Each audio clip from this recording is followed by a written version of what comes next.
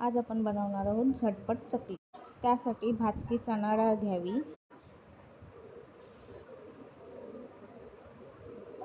पोहे घ्यावे, ते भाजावे। भाजून झाले की चणा डाळ व पोहे एक एक करून मिक्सरला लावून घ्यावे। ते चांगले चाळून घ्यावे।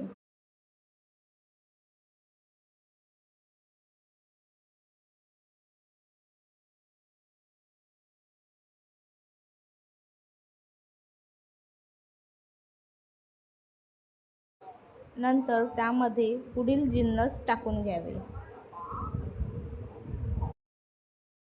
आणि ते चांगले मिक्स करून घ्यावे। त्यानंतर गरम तेल टाकून घ्यावे व ते मिक्स करून घ्यावे।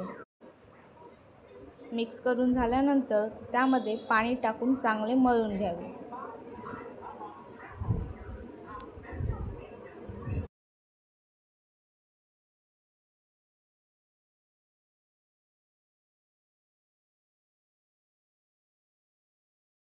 पीठ मळून झाल्यावर थोडा रेस्ट द्यावा।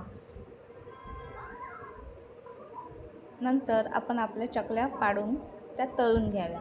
मस्त कुरकुरीत चकल्या होतात।